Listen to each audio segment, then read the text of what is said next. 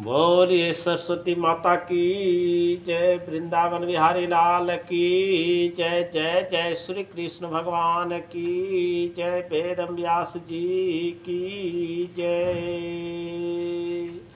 भागवत गीता की जय।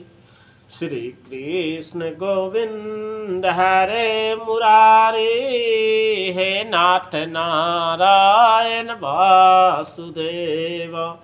श्री कृष्ण गोविंद हरे मुरारी, हे नाथ नारायण वासुदेव। हे नाथ नारायण वासुदेव, हे नाथ नारायण वासुदेव। श्री कृष्ण गोविंद हरे मुरारी, हे नाथ नारायण वासुदेव। तुम्ही हो माता पिता, तुम्ही हो विद्या सखा, तुम्ही हे नाथ नारायण वासुदेव, हे नाथ नारायण वासुदेव। श्री कृष्ण गोविंद हरे मुरारी, हे नाथ नारायण वासुदेव। श्री कृष्ण गोविंद हरे मुरारी, हे नाथ नारायण वासुदेवा। यदृच्छा चोपनम स्वर्ग द्वारा मपावृतम, सुखिना क्षत्रिया पार्था लभन्ते युद्ध मिदृशम।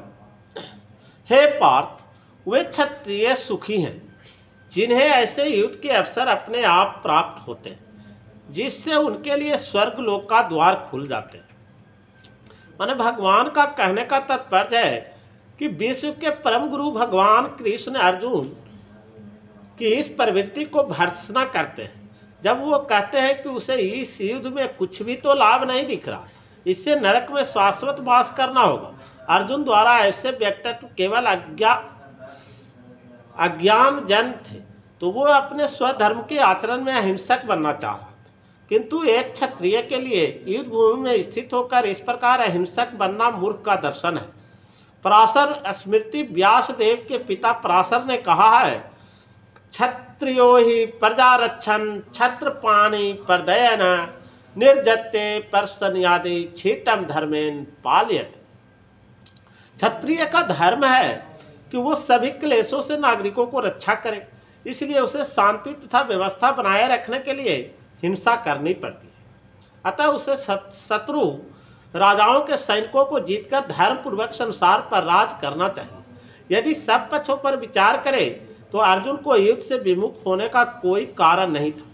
यदि वह शत्रुओं को जीतता है तो राज भोग करेगा, और यदि वह युद्ध भूमि में मरता है तो स्वर्ग को जाएगा, जिसके द्वार उसके लिए खुले हैं। युद्ध करने से उसे दोनों तरह का लाभ होगा। यच्चेत्वामिमं धर्म्यं संग्रामं करिष्यसि, ततः स्वधर्म कीर्ति न च हित्वा पापम वापस्यसि। किंतु यदि तुम युद्ध करने के स्वधर्म को संपन्न नहीं करते हो तो तुम निश्चित रूप से अपने कर्तव्य की उपेक्षा करने का पाप लाएगा, और तुम योद्धा के रूप में भी अपना यश खो दोगे। तो भगवान का कहने इस श्लोक से कहने का तात्पर्य है कि अर्जुन विख्यात योद्धा था। उसने शिव आदि अनेक देवताओं से युद्ध करके यश अर्जित किया था। शिकारी के भेष में शिव जी युद्ध करके तथा उन्हें हराकर अर्जुन ने उन्हें प्रसन्न किया था, और वर के रूप में पशुपाता शास्त्र प्राप्त किया था। तो सभी लोग जानते थे कि वो एक महान योद्धा है। स्वयं द्रोणाचार्य ने उसे आशीष दिया था और एक विशेष अस्त्र प्रदान किया था, जिससे वो अपने गुरु का भी वध कर सकता था। इस प्रकार वो अपने धर्मपिता एवं स्वर्ग के राजा इंद्र समेत अनेक अधिकारियों से अनेक युद्धों को प्रमाण पत्र प्राप्त कर चुका था। किंतु यदि वो इस समय युद्ध का परित्याग करता है तो वो न केवल क्षत्रिय धर्म की उपेक्षा का दोषी होगी, अपितु उसके यश की भी हानि होगी, और वो नरक जाने के लिए अपना मार्ग तैयार कर लेगा। दूसरे शब्दों में वो युद्ध करने से नहीं अपितु युद्ध से पलायन करने के कारण नरक का भागी हो। आकीर्ति चापी भूतानि कथयसन्ति ते व्यायाम संवितस्य चाकी कीर्ति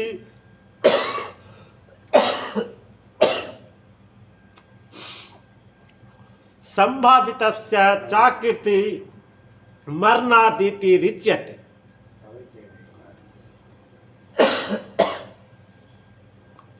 लोग सदैव तुम्हारे अपयश का वर्णन करेंगे और सम्मानित व्यक्ति के लिए अपयश तो मृत्यु से भी बढ़कर है। तात्पर्य यह है कि अब अर्जुन के मित्र तथा गुरु के रूप में भगवान कृष्ण अर्जुन के युद्ध से विमुख न होने का अंतिम निर्णय देते हैं। वे कहते हैं, अर्जुन यदि तुम युद्ध प्रारंभ होने के पूर्व ही युद्ध भूमि छोड़ देते हो तो लोग तुम्हें कायर कहेंगे, और यदि तुम सोचते हो कि लोग गाली देते रहे किंतु तुम युद्ध भूमि से भागकर अपनी जान बचा लोगे तो मेरी सलाह है कि तुम युद्ध में मारे जाना ही श्रेयस्कार होगा।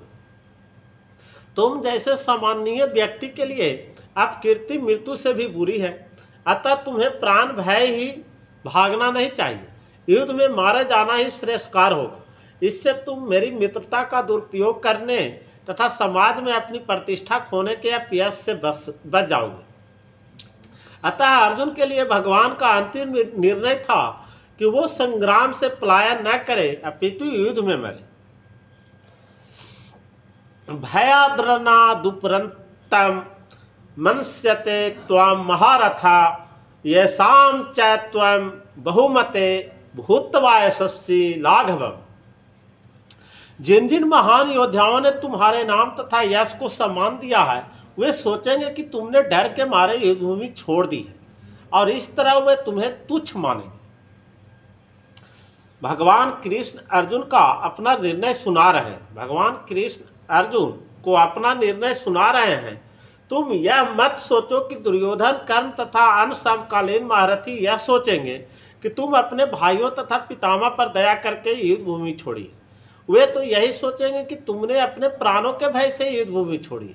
तो इस प्रकार उनकी दृष्टि में तुम्हारे प्रति जो सम्मान है वो धूल में मिल जाएगा। अवाच्यव्य बादमश्च बहून वैदिष्यन्ति तवाहिता निंदतस्तव सामर्थ्य ततो दुखंतरम नु किम। माने तुम्हारे शत्रु अनेक प्रकार के कटु शब्द से तुम्हारे वर्णन करेंगे और तुम्हारी सामर्थ्य का उपहास करेंगे। तुम्हारे लिए इससे दुखदाई और क्या हो सकता है। इस श्लोक के माध्यम से भगवान का कहने का तात्पर्य है कि प्रारंभ में ही भगवान कृष्ण को अर्जुन के अयाचित दया भाव पर आश्चर्य हुआ था और उन्होंने इस दया भाव को अनार्चित बताया था। अब उन्होंने विस्तार से अर्जुन के तथाकथित दया भाव के विरुद्ध कहे गए अपने वचनों को सिद्ध कर दिया। हता वा प्रशस्ति स्वर्गम जित्वा वा भोक्ष्य से महिम तस्मादुत्तिष्ठ कौन्तेय युद्धाय कृत निश्चय। हे कुंती पुत्र, तुम यदि युद्ध में मारे जाओगे तो स्वर्ग प्राप्त करोगे, या यदि तुम जीत जाओगे तो पृथ्वी के साम्राज्य का भोग करो। अतः दृढ़ संकल्प करके खड़े हो और युद्ध करो। कहने का तात्पर्य है कि यद्यपि अर्जुन के पक्ष में विजय निश्चित न थी फिर भी उसे युद्ध करना था, क्योंकि यदि वह युद्ध में मारा भी गया तो वह स्वर्ग लोक को जाएगा। सुख दुखे समय कृत्वा लाभा लाभो जया जयो ततो उधाय युजस्वे नैवं पापम वापस्सि।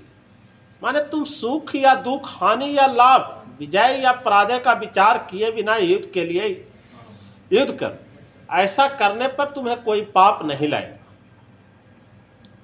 माने भगवान का कहने का तात्पर्य है कि अब भगवान कृष्ण प्रत्यक्ष रूप से कहते हैं कि अर्जुन को युद्ध के लिए युद्ध करना चाहिए, क्योंकि यह उनकी इच्छा है। कृष्ण भावना मृत के कार्यों में सुख या दुख, हानि या लाभ, जय या पराजय को कोई महत्व नहीं दिया जाता। दिव्य चेतना तो यही होगी कि हर कार्य कृष्ण की निमित्त किया जाए। अतः भौतिक कार्यों का कोई बंधन नहीं होता। जो कोई सतोगुण या रजोगुण के अधीन होकर अपने इंद्रिय तृप्ति के लिए कर्म करता है उसे अच्छे या बुरे फल प्राप्त होते हैं, किंतु जो कृष्ण भावनामृत के कार्यों में अपने आप को समर्पित कर देता है वो समान कर्म करने वाले के समान किसी का कृतज्ञ या ऋणी नहीं होता। भागवत में कहा गया है, देवर्षि भूताप्तम निर्नाम पित्राणाम न किंकरो नया मिर्मी च राजन सर्वात्मा यह शरणम शरण्य गतो मुकुंदम परिहृता कर्तम।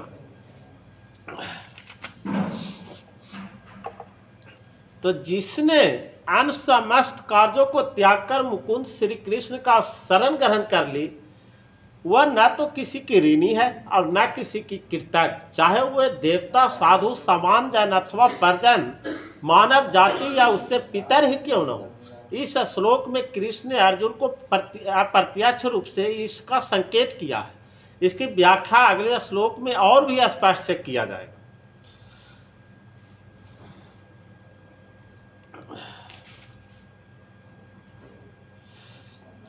ऐसा तेस विहिता सांख्ये बुधिर योगे तिवाम श्रृणु बुद्धया युक्तो यह पार्था कर्म बंध प्रहाससि।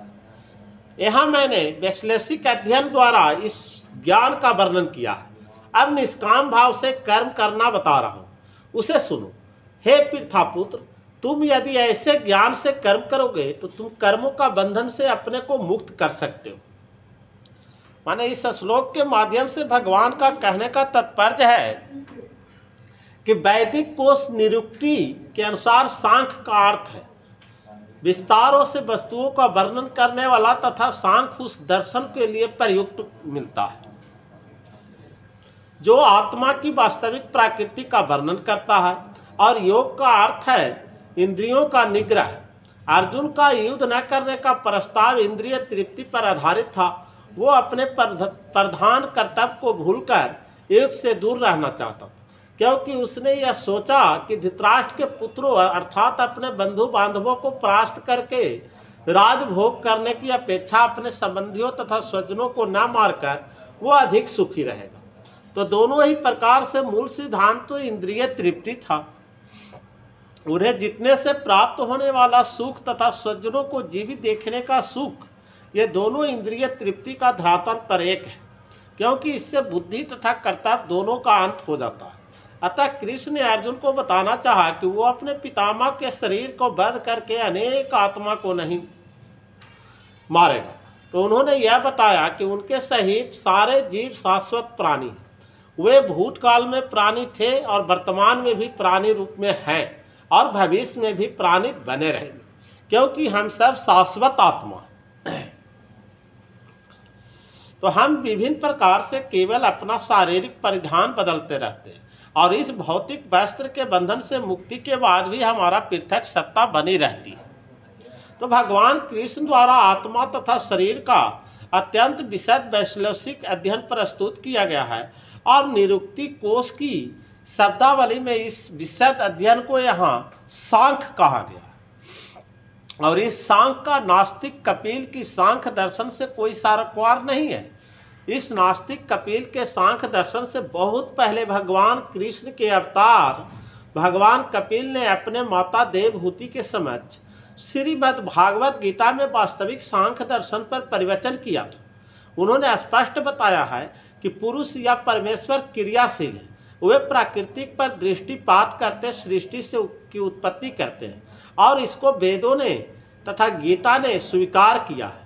तो वेदों में वर्णन मिलता है कि भगवान ने प्राकृतिक के दृष्टिपात किया और उसमें आणविक जीवात्माएं प्रविष्ट कर दी। ये सारे जीव भौतिक जगत में इंद्रिय तृप्ति के लिए कर्म करते रहते हैं और माया के वशीभूत होकर अपने को भोक्ता मानते रहते हैं। तो इस मानसिकता के चरम सीमा भगवान के साथ सायुज्य प्राप्त करना है और यह माया अथवा इंद्रिय तृप्त जन मोह की अंतिम पास और अनेकों जन्मों तक इस तरह इंद्रिय तृप्ति करते हुए कोई महात्मा भगवान कृष्ण यानी वासुदेव की शरण में जाता है, जिससे परम सत्य की खोज पूरी होती है। अर्जुन ने कृष्ण के शरण ग्रहण करके पहले ही उन्होंने गुरु रूप में स्वीकार कर लिया है। शिष्यते हम साधि माँ त्वम प्रपन्नम, माने फलस्वरूप कृष्ण अब उस बुद्धि योग या कर्म योग के कार्य विधि बताएंगे जो कृष्ण की इंद्रिय तृप्ति के लिए किया गया भक्ति योग। तो यह बुद्धि योग अध्याय 10 के 10वें श्लोक में वर्णित है, जिसमें इसे उन भगवान के साथ प्रत्यक्ष संपर्क बताया गया जो सबके हृदय में परमात्मा रूप में विद्यमान है। किंतु ऐसा संपर्क भक्ति के बिना संभव नहीं है। अतः जो भगवान का भक्ति या दीप प्रेमा भक्ति में या कृष्ण भावनामृत में स्थिति होता है, वही भगवान की विशिष्ट कृपा से बुद्धि योग की यह अवस्था प्राप्त कर पाता है। अतः भगवान कहते हैं कि जो लोग दीप प्रेम बस भक्ति में निरंतर लगे रहते हैं, उन्हें ही वे भक्ति का विशुद्ध ज्ञान प्राप्त करते हैं। तो इस प्रकार भक्त सरलता से उनके चिदानंदमय धाम में पहुंच सकते हैं। तो इस प्रकार इस श्लोक में वर्णित बुद्धि योग भगवान कृष्ण की भक्ति है। और यहाँ पर उल्लेखित सांख्य शब्द का नास्तिक कपिल द्वारा प्रतिपादित अनिश्वरवादी सांख्य योग से कुछ भी संबंध नहीं है। अतः किसी को यह भ्रम नहीं होना चाहिए कि यहाँ पर उल्लेखित सांख्य योग की अनिश्वरवादी सांख्य से किसी प्रकार का संबंध है। न ही उस समय उसके दर्शन का कोई प्रभाव था और न कृष्ण ने ऐसी ईश्वर विहीन दार्शनिक कल्पना का उल्लेख करने की चिंता की। वास्तविक सांख्य द्वारा दर्शन का वर्णन भगवान कपिल द्वारा श्रीमद् भागवत में हुआ, किंतु वर्तमान प्रकरणों में उस सांख्य से कोई भी सारोकार नहीं है। यह सांख्य का अर्थ है कि शरीर तथा आत्मा का वैश्लेषिक अध्ययन। तो भगवान कृष्ण ने आत्मा का वैश्लेषिक वर्णन अर्जुन को बुद्धि योग या कर्म योग तक लाने के लिए किया। अतः भगवान कृष्ण का सांख्य तथा भगवत में भगवान कपिल द्वारा वर्णित सांख्य एक ही है। ये दोनों भक्ति योग है। अतः भगवान कृष्ण ने कहा केवल अल्पज्ञ ही सांख्य योग तथा भक्ति योग में भेदभाव मानते हैं। तो सांख्य योगो पृथो बला परवदंती न पंडिता, सांख्य योग है पृथ बला परवदंती न पंडिता, माने निस्संदेह अनिश्वरवादी सांख्य योग की भक्ति योग से कोई संबंध नहीं है। फिर भी बुद्धिहीन व्यक्तियों का दावा है कि भगवत गीता में अनिश्वरवादी सांख्य ही वर्णन हुआ। अतः मनुष्य को यह जान लेना चाहिए कि बुद्धि योग का अर्थ कृष्ण भावनामृत में है, पूर्ण आनंद तथा भक्ति के ज्ञान में कर्म करना है। जो व्यक्ति भगवान की तुष्टि के लिए कर्म करता है, चाहे वो कर्म कितना भी कठिन क्यों न हो, वह बुद्धि के सिद्धांत के अनुसार कार्य करता है और दिव्य आनंद का अनुभव करता है। तो ऐसी दिव्य व्यस्तता के कारण उससे भगवत कृपा से स्वतः संपूर्ण दिव्य ज्ञान प्राप्त हो जाता है और ज्ञान प्राप्त करने के लिए अतिरिक्त श्रम किए बिना ही उसको पूर्ण मुक्ति हो जाती है। तो कृष्ण भावना भावित कर्म तथा फल प्राप्ति की इच्छा से किए गए कर्म में विशेषता पारिवारिक या भौतिक सुख प्राप्त करने की इंद्रिय तृप्ति के लिए किए गए कर्म में प्रचुर अंतर है। अतः बुद्धि योग हमारे द्वारा संपन्न कार्य का दिव्य गुण है।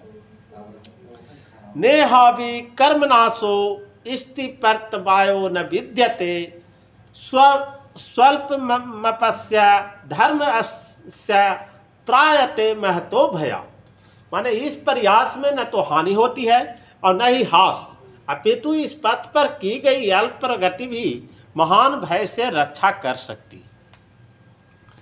माने इस श्लोक के माध्यम से भगवान का कहने का तात्पर्य है कि कर्म का सर्वोच्च दिव्य ज्ञान गुण है। कृष्ण भावना मृत में कर्म या इंद्रिय तृप्ति की आशा न करके कृष्ण के हित में कर्म कर, तो ऐसे कर्म का लघु आरंभ होने पर भी कोई बाधा नहीं आती और न कभी इस आरंभ का विनाश होता है। तो भौतिक स्तर पर प्रारंभ किए जाने वाले किसी भी कार्य को पूर्ण करना होता है, अन्यथा सारा प्रयास निष्फल हो जाता है। किंतु कृष्ण भावनामृत में प्रारंभ किया जाने वाले कोई भी कार्य अधूरा रहकर भी अस्थायी प्रभाव डालता है। अतः ऐसे कर्म करने वाले की कोई हानि नहीं होती, चाहे यह कर्म अधूरा ही क्यों न रह जाए यदि कृष्ण भावनामृत का 1% भी कार्य पूरा हुआ हो तो उस अस्थायी फल होता है। अतः अगली बार 2% से शुभ आरंभ होगा, किंतु भौतिक कर्म में जब तक 100% सफलता प्राप्त न हो तब तक कोई लाभ नहीं होता। अजामिल ने कृष्ण भावनामृत में अपनी कर्तव्य को कुछ ही प्रतिशत पूरा किया था, किंतु भगवान के कृपा से उसे 100% लाभ मिला। इस संबंध में श्रीमद् भागवत में एक अत्यंत सुंदर श्लोक आया है। तक्कत्वा स्वधर्मा चरण बुंजम हरे भर्जनम पको था पतो तत्व यदि यत्र क्व बाबधर्म बुधमस्यम किम को वार्थपत्तो भजताम स्वधर्मतः। यदि कोई अपना धर्म छोड़कर कृष्ण भावनामृत में काम करता है और फिर काम पूरा न होने के कारण नीचे गिर जाता है तो उसमें उसको क्या हानि है, और यदि कोई अपने भौतिक कार्यों को पूरा करता है तो उससे उसको क्या लाभ होगा। अथवा जैसे कि ईसाई कहते हैं, यदि कोई अपनी शाश्वत आत्मा को खोकर संपूर्ण जगत को पा ले तो मनुष्य को इससे क्या लाभ होगा।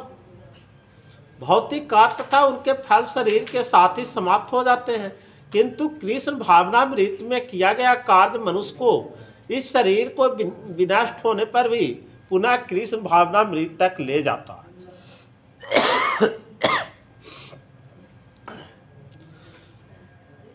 कम से कम इतना तो निश्चित है कि अगले जन्म में उसे सुसंस्कृत ब्राह्मण परिवार में या धनी मानी कुल में मनुष्य का शरीर प्राप्त हो सकेगा, जिससे उससे भविष्य में ऊपर उठने का अवसर प्राप्त हो सकेगा। कृष्ण भावनामृत में संपन्न कार्य का यही अनुपम गुण है। व्यवसायत्म का बुद्धि इरेके कुरंदनम बहुसखा हनान्तस्य च बुद्धयो व्यवसायिना। जो इस मार्ग पर चलते हैं वे प्रयोजन में दृढ़ रहते हैं और उनका लक्ष्य भी एक होता है। हे कुरुनंदन, जो दृढ़ प्रतीक नहीं है उनके बुद्धि अनेक शाखाओं में विभक्त रहती है। भगवान का कहने का तात्पर्य है कि यह दृढ़ श्रद्धा की कृष्ण भावनामृत द्वारा मनुष्य जीवन का सर्वोच्च सिद्धि प्राप्त कर सकेगा, व्यवसायत्मक बुद्धि कहलाती है। चैतन्य चरितामृत मध्य में कहा गया है कि श्रद्धा शब्द विश्वास कहे सुदृढ़ निश्चय कृष्ण भक्ति कैले सर्व कर्म कृत है। माना श्रद्धा का अर्थ है किसी अलौकिक वस्तु में अटूट विश्वास। जब कोई कृष्ण भावनामृत के कार्यों में लगा होता है तो उसे परिवार, मानवता या राष्ट्रीयता से बंधकर कार्य करने की आवश्यकता नहीं होती। पूर्व में किए गए शुभ अशुभ कर्मों का फल ही उसे सकाम कर्मों में लगाते हैं, और जब कोई कृष्ण भावनामृत में संलग्न हो तो उसे अपने कार्यों को शुभ फल के लिए प्रयत्नशील नहीं रहना चाहिए। जब कोई कृष्ण भावनामृत में लीन होता है तो उसके सारे कार्य आध्यात्मिक धरातल पर होते हैं, क्योंकि उनमें अच्छे तथा बुरे का द्वैत नहीं रह जाता। कृष्ण भावनामृत की सर्वोच्च सिद्धि देहात्म बुद्धि की त्याग है, और कृष्ण भावनामृत की प्रगति के साथ क्रमशः यह अवस्था स्वतः प्राप्त हो जाती है। तो कृष्ण भावना भावती व्यक्ति का दृढ़ निश्चय ज्ञान पर आधारित है। वासुदेव सर्वमिति सह महात्मा सुदुर्लभ है। माने कृष्ण भावना भावती व्यक्ति अत्यंत दुर्लभ जीव है, जो भली भांति जानता है कि वासुदेव या कृष्ण समस्त प्रकट कारणों के मूल कारण है। जिस प्रकार वृक्ष की जड़ सिंचने पर स्वतः ही पटीतों की टहनियाँ में जल पहुँच जाती है, उसी तरह कृष्ण भावना भावती होने पर मनुष्य प्रत्येक प्राणी की अर्थात अपनी परिवार की, समाज की, मानवता की सर्वोच्च सेवा कर सकता है।